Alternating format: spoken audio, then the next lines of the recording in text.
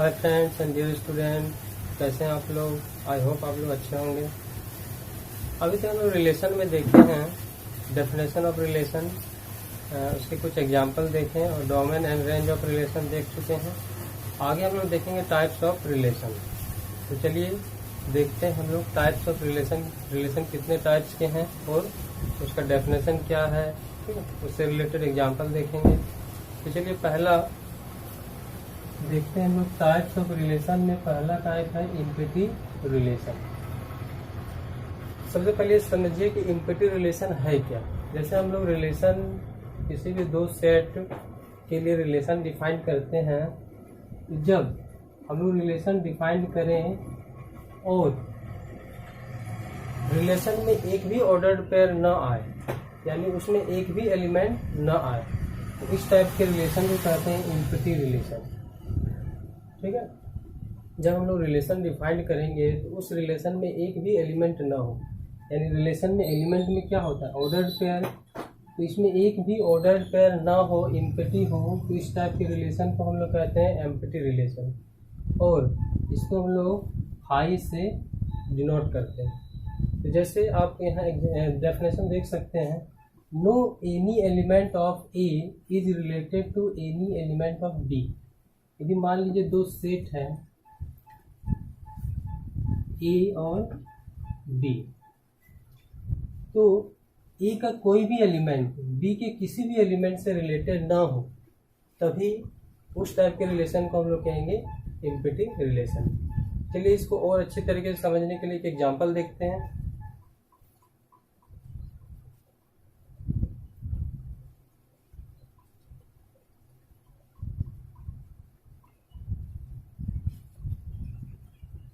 मान लेते हैं एक सेट ए है जिसमें 1 2 3 तीन एलिमेंट है and R be a relation, R एक रिलेशन है from A to A, R एक रिलेशन है फ्रॉम ए टू ए। और ए में कितने एलिमेंट हैं, तीन एलिमेंट हैं, 1 2 3। हम लोग एक रिलेशन डिफाइन करते हैं, रिलेशन डिफाइंड, रिलेशन क्या डिफाइंड है, A plus B is greater than 6। अब देखिए सबसे पहले हम लोग एरो डायग्राम बना लेंगे। तो जो सेट ए है उसमें कौन कौन सा एलिमेंट है, 1 2 3। ये भी सेट ए है क्योंकि रिलेशन डिफाइंड है ए टू ए, 1 2 3। अब हम लोग रिलेशन क्या डिफाइन किए हैं, ए प्लस बी ग्रेटर देन 6, यानी ध्यान दीजिए ए रिलेटेड टू बी होगा कब, जब ए प्लस बी का सम 6 से ग्रेटर होगा। ध्यान दीजिए ए बी से रिलेटेड कब होगा, जब ए प्लस बी का सम 6 से ग्रेटर होगा। तो ध्यान दीजिए यहाँ पर अब हम लोग रिलेशन देखते हैं कौन कौन सा रिलेशन में क्या क्या कौन कौन सा ऑर्डर्ड पेयर आएगा। तो अब बताइए 1 1 से रिलेटेड होगा कि नहीं, 1 1 से रिलेटेड नहीं होगा। क्यों, क्योंकि 1 प्लस 1 नॉट ग्रेटर देन 6, तो 1 1 से रिलेटेड नहीं हो सकता। फिर 1 2 से रिलेटेड होगा कि नहीं, तो 1 plus 2 does not greater than 6, क्योंकि ये 1 प्लस 2 कितना आ रहा है 3, और 3 6 से ग्रेटर नहीं है। इस तरह हम लोग देखेंगे बारी बारी से कि कितने ऑर्डर पेयर पॉसिबल यहाँ बन सकते हैं। 1 रिलेटेड टू 3 हो सकता है, नहीं हो सकता है, क्योंकि 1 और 3 को ऐड करेंगे तो 4 आ रहा है, ठीक, 6 से लेस है। उसी तरह 2 1 से रिलेटेड हो सकता है, नहीं हो सकता है, क्योंकि 2 प्लस 1 3 आ जाएगा, जबकि दो एलिमेंट का सम क्या होना चाहिए, 6 से ग्रेटर होना चाहिए। तो यहाँ पर हम लोग देखेंगे, फिर 3 से देख सकते हैं, 3 1 से रिलेटेड नहीं होगा, क्योंकि 3 और 1 4 ही होता है। फिर 3 2 से भी रिलेटेड नहीं होगा क्योंकि 3 और 2 ऐड करने पर 5 आ रहा है। 3 और 3 ऐड करने पर 6 आ जा रहा है। फिर भी 3 से रिलेटेड नहीं होगा। क्यों? क्योंकि 3 और 3 को ऐड करेंगे, 3 और 3 को ऐड करेंगे तो क्या होगा? 6 होगा, जबकि 6 से ग्रेटर नहीं है। इस साइन का मतलब है ओनली ग्रेटर होना चाहिए। तो 6 से ग्रेटर है क्या? नहीं है। क्या है? इक्वल है। ठीक है। तो यहाँ हम देख सकते हैं कि जो रिलेशन हम लोग डिफाइन किए हैं, इस डिफाइंड रिलेशन के अकॉर्डिंग यहाँ एक भी ऑर्डर्ड पेयर नहीं आ रहा है। इस रिलेशन में एक भी ऑर्डर्ड पेयर नहीं आ रहा है, इसका मतलब एक भी एलिमेंट नहीं आ रहा है। तो हम कह सकते हैं कि ये कैसा रिलेशन है? एम्प्टी रिलेशन है। इसको आप एक दूसरे साइन से भी दिखा सकते हैं, फाई। ठीक है। फाई क्या है? एम्प्टी रिलेशन को दिखाने का एक तरीका है। ठीक। चलिए इसका और एक एग्जांपल लेके देखते हैं कि एम्प्टी रिलेशन होता क्या है।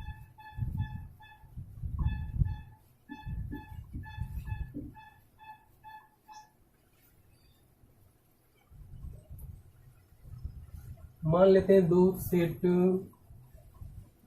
एक ए है जिसमें मान लीजिए 1 2 3 एलिमेंट है, और एक सेट बी मान लेते हैं जिसमें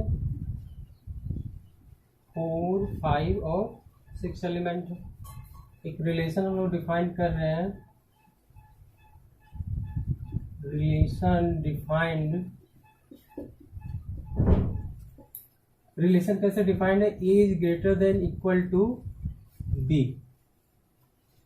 ए बी से रिलेटेड होगा कब? जब ए यानी सेट ए का एलिमेंट या तो बी के इक्वल आ जाए या बी से ग्रेटर हो। तो देखते हैं कौन कौन सा पॉसिबल ऑर्डर्ड पेयर बनता है यहाँ पर। तो देखिए 1 4 से रिलेटेड होगा, 1 रिलेटेड टू 4 हो सकता है। देखते हैं 1 greater than equal to 4, not possible क्योंकि 1 4 से ग्रेटर नहीं हो सकता है। ठीक है। 1 4 से रिलेटेड नहीं होगा। उसी तरह 1 5 से भी रिलेटेड नहीं होगा, 1 6 से भी रिलेटेड नहीं होगा। अब देखो 2 4 से रिलेटेड होगा, 2 रिलेटेड टू 4 हो सकता है क्या? 2 greater than equal to 4, no, 2 4 से ग्रेटर नहीं है, तो 2 4 से भी रिलेटेड नहीं होगा। उसी तरह 2 5 से भी रिलेटेड नहीं होगा, 2 6 से भी रिलेटेड नहीं होगा। अब 3 4 से रिलेटेड हो सकता है, 3 रिलेटेड टू 4 हो सकता है। 3 ग्रेटर देन इक्वल टू 4 होना चाहिए, जबकि ये गलत है। 3 कभी भी 4 से ग्रेटर और इक्वल नहीं होगा। इसी तरह 3 4 से भी रिलेटेड नहीं है, 3 5 से भी रिलेटेड नहीं है, 3 6 से भी रिलेटेड नहीं है। तो यहाँ पर हम कह सकते हैं इन दो सेट के लिए कोई रिलेशन यदि आर डिफाइंड है, कोई रिलेशन आर डिफाइंड है, किस तरीके से डिफाइंड है? A is greater then B. तो इस डिफाइंड रिलेशन में कोई भी एलिमेंट नहीं आएगा। ठीक है।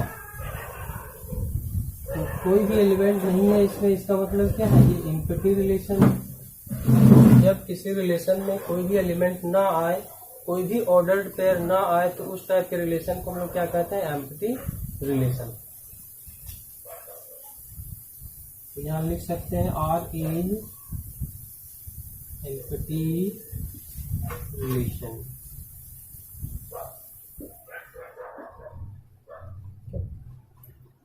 तो चलिए नेक्स्ट टाइप की ओर मूव करते हैं, और नेक्स्ट टाइप है रिलेशन का, नेक्स्ट टाइप है यूनिवर्सल रिलेशन। तो अब देखिए एम्प्टी रिलेशन में क्या बताए थे कि सेट ए का कोई भी एलिमेंट सेट बी के एलिमेंट से रिलेट नहीं करता है, बट यूनिवर्सल रिलेशन में सेट ए का सारे एलिमेंट सेट बी के सभी एलिमेंट से रिलेट करेगा। तो जैसे डेफिनेशन भी यहाँ देख सकते हैं, each element of set A is related to every element of set A of set B. Sorry. Each element of set A is related to every element of set B. तो चलिए एक example से देखते हैं। तो मान लेते हैं लेट एक सेट है जिसमें कुछ एलिमेंट है, मान लेते हैं 2, 4, 6, और एक बी दूसरा सेट है जिसमें भी कुछ एलिमेंट है, मान लेते हैं 8, 10, 12। ठीक है, एक रिलेशन यहाँ पर डिफाइन करते हैं, रिलेशन डिफाइन तो क्या है ध्यान दीजिएगा, a plus B is equal to even number,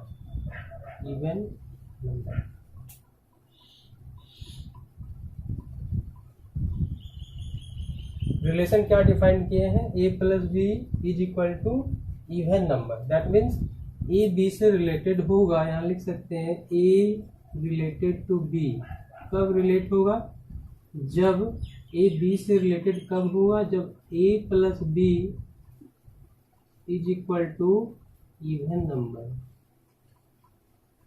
जब a और b को ऐड करेंगे और इवन नंबर आ जाता है तो हम कह सकते हैं a b से रिलेटेड होगा, यानी a का जो एलिमेंट है वो b के एलिमेंट से ऐड करने पर, a और b का एलिमेंट ऐड करने पर इवन नंबर आ जाता है, तो हम लोग कह सकते हैं कि a b से रिलेटेड होगा।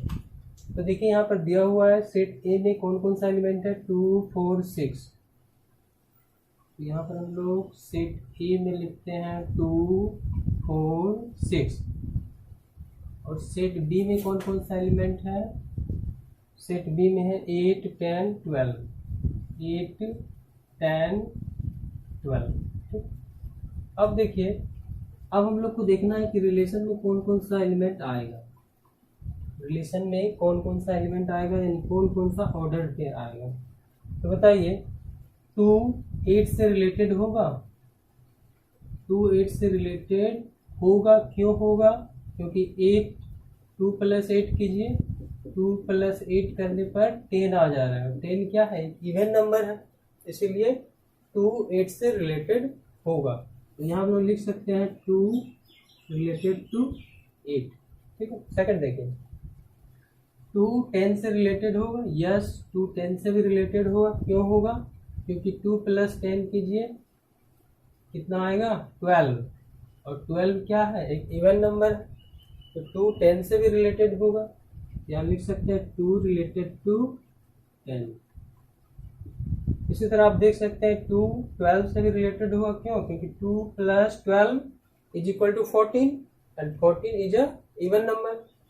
अगेन 4 8 से रिलेटेड होगा क्यों, क्योंकि 4 plus 8 is equal to 12 and 12 is a even number. ध्यान देना है, इवन नंबर आना चाहिए, इवन नंबर आएगा तभी रिलेट करेगा, अदरवाइज नहीं करेगा। उसी तरह 4 10 से भी रिलेटेड होगा, 4 12 से भी रिलेटेड होगा। अब 6 8 से भी रिलेटेड होगा, क्यों, क्योंकि 6 plus 8 is equal to 14 and 14 is a even number. Again 6 10 से भी रिलेटेड होगा और 6 12 से भी रिलेटेड होगा। तो यहाँ आप देख सकते हैं कि A का सारा एलिमेंट B के सारे एलिमेंट से रिलेट हो रहा है, रिलेटेड। ठीक है, तो डेफिनेशन में यही कह रहा है कि each element of A is related to every element of B। A का सारा एलिमेंट B के सारे एलिमेंट से रिलेटेड होना चाहिए। तो यहाँ हम लिख सकते हैं 2 related to 8, 2 related to 10, 2 related to 12 and 4 related to 8 and 4 related to 10। इसके बाद है 4 related to 12, again 6 related to 8, 6 related to 10 and 6 related to 12। आप यहाँ से भी ऑब्जर्व कर सकते हैं, कोई भी दो एलिमेंट, कोई भी ऑर्डर्ड पेयर में देखिए, दोनों ऑर्डर्ड पेयर में दोनों एलिमेंट का सम क्या होगा, एक इवन नंबर होगा। और हमारा रिलेशन भी इसी तरह डिफाइंड था कि A रिलेटेड टू B तभी होगा जब A plus B even number हो। ठीक है, तो इस तरह देखते हैं यहाँ पर क्या, ये पूरा जो एलिमेंट आया है इसी को हम लोग Cartesian product of two set भी कहते हैं। तो इसको हम लोग लिख सकते हैं R is equal to, R क्या होगा, Cartesian product of A and B. और इस तरह के रिलेशन को ही हम लोग कहते हैं यूनिवर्सल रिलेशन। ठीक है, तो आई होप आप लोगों को ये समझ में आ गया होगा। तो चलिए नेक्स्ट टाइप की ओर मूव करते हैं, और नेक्स्ट टाइप में है रिफ्लेक्सिव रिलेशन। तो रिफ्लेक्सिव रिलेशन में आपका एक कोई सेट दिया हुआ रहेगा और उस सेट के लिए उस सेट का सारा एलिमेंट खुद से रिलेटेड होगा। ध्यान दीजिएगा, रिफ्लेक्सिव रिलेशन के डेफिनेशन से क्या कहता है कि कोई भी एक सेट दिया हुआ है तो उस सेट का सारा एलिमेंट अपने आप से ही रिलेटेड होगा, यानी every element of set A related to itself. तो चलिए देख लेते हैं डेफिनेशन।